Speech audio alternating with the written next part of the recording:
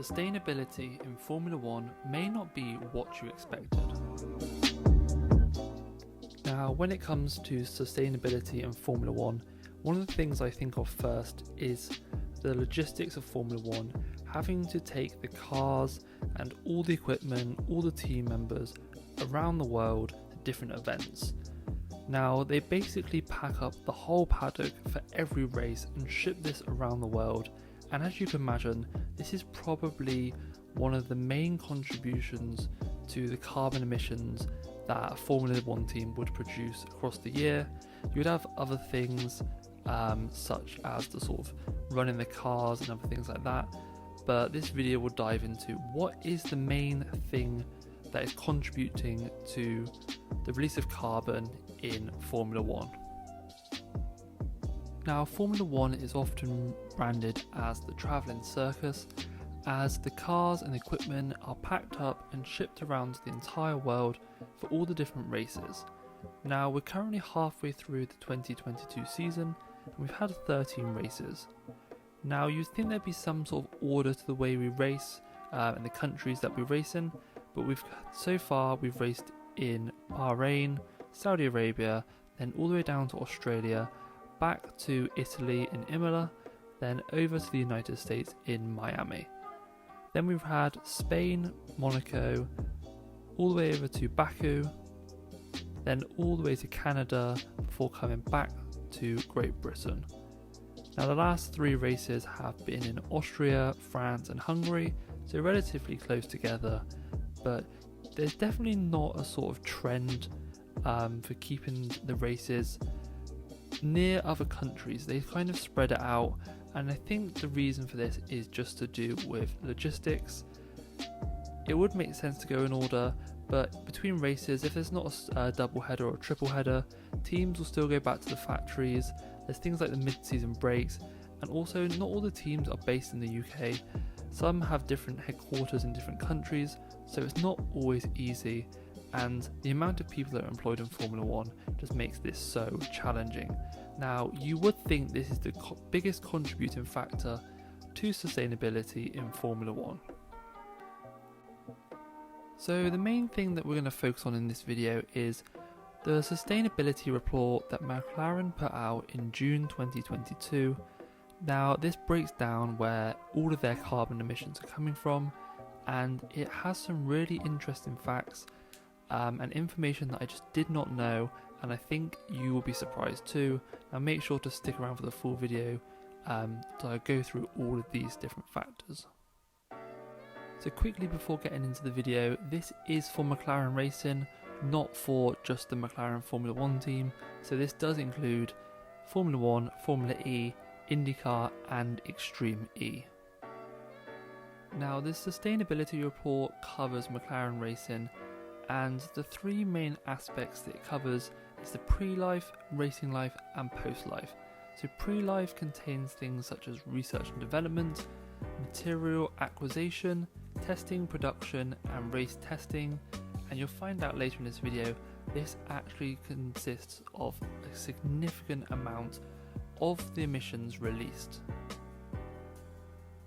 Next is racing life, and I think this is where a lot of people think the majority of the emissions come from, just because this is so visual. You see cars travelling, teams travelling, burning fuel, and it just makes sense that this consumes the most amount of the total emissions. Then you have post-life, and I don't really think people think this through other than the people that work for the Formula One teams.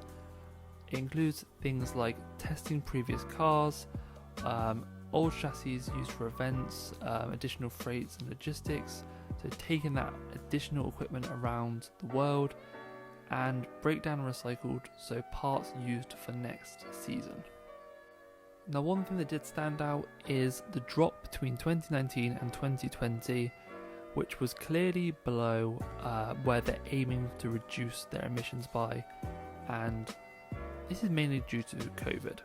Basically, a lot of the factories and events were sort of shut down during COVID, and yeah, this reduced a lot of the emissions. Now, you think, if this was such a good thing, and if Formula One are aiming to reduce emissions by 2030 to net zero.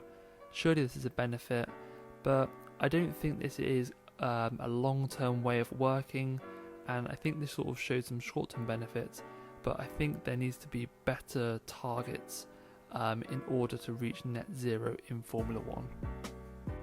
So this image comes from the McLaren sustainability report, and it's the main thing I wanted to talk about in this video. This is in 2019, and this was before we saw that drop in emissions due to COVID, so I think we can take this as a fairly consistent baseline.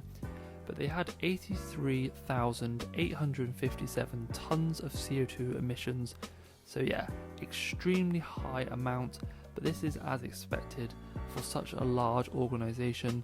I think McLaren had in their report they hire over 800 staff throughout the whole company, so yeah, this was as expected. So the first thing I want to highlight is I think the one that gets the most stick. Now this is gas and fuel, so this only took up 2% of the total carbon emissions. Now this is emissions from the gas for our buildings and the fuel for our pool cars, race cars and trackside generators. So I thought this would be a lot higher, but at only 2% it is really not that significant.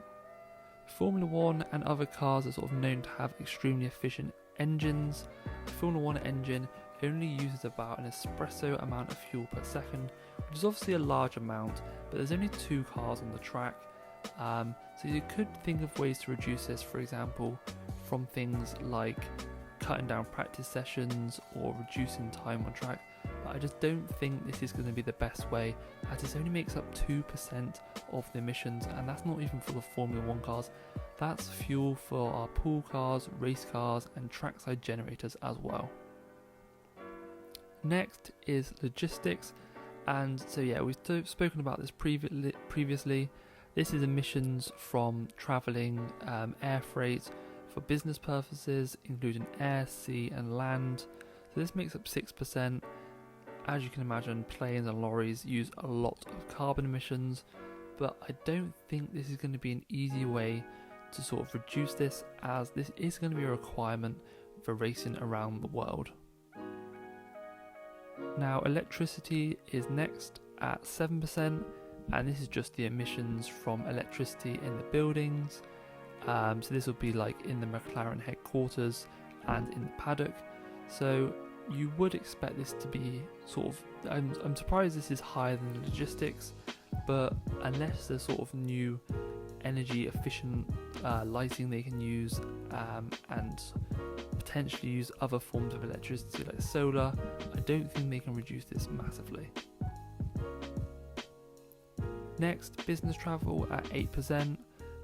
So this is obviously still included in going to races, but this is just to travel for the employees and things like that. So this does make up a significant amount. As you know, a lot of members of staff travel to each race and around the whole world in order to run these teams. So making a fairly big step up to 18% is other purchased goods. So this is emissions from other purchased goods and services such as marketing, trackside costs and corporate overheads. So I think this is a bit vague, and I think this probably summarises everything else, but this is quite significant at 18%. Now it's hard to track down what they actually mean by this, but this is probably something that could potentially be reduced fairly significantly, I think.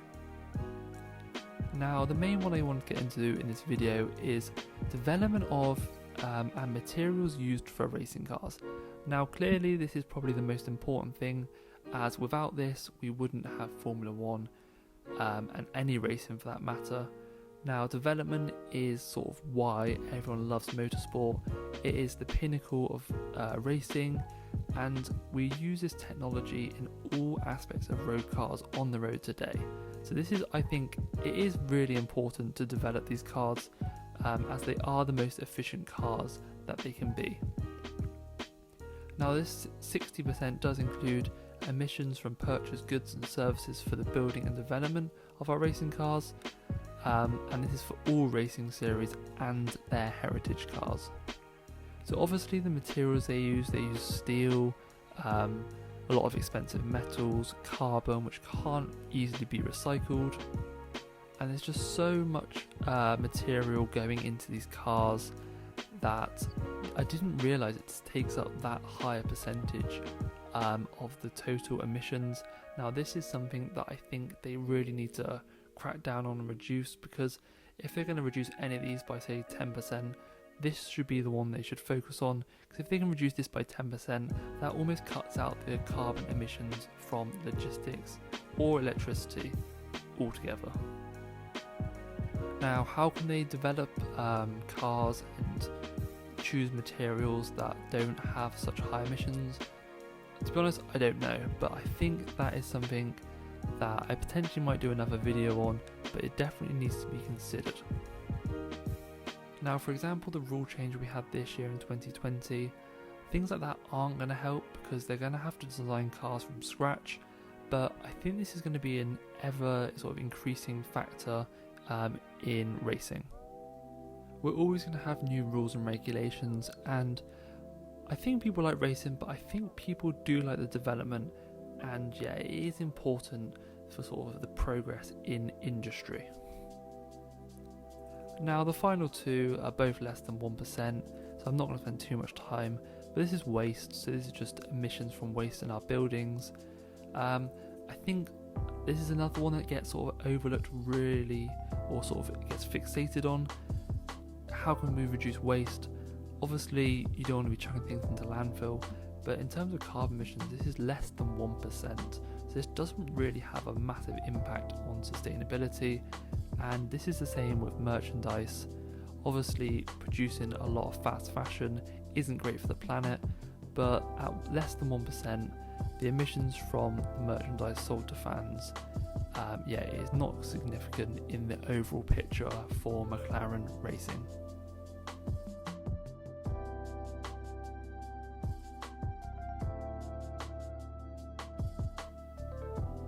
So let me know what you thought about this, if you knew about the amount of emissions released from the manufacturing and development of cars. With Formula 1 aiming to get to net zero by 2030, I think this is something that needs to be talked about a lot more, as I think when people think about sustainability in Formula 1 racing, they just think about fuels and maybe logistics. But the car development and sort of the materials used is 60%, so it's more than everything else that they produce combined, which I just think is absolutely crazy. So if you've made it this far, thank you for sticking around, and if you can consider subscribing, it'd really help the channel grow. Also, if you're not following me on Twitter, you give me a follow over there at Dan_OTG, and I've also got a TikTok account which is at OffTheGridF1. So thanks for watching. Put a comment down below on what you knew about Formula 1 and sustainability, and I'll see you all in the next one. Cheers.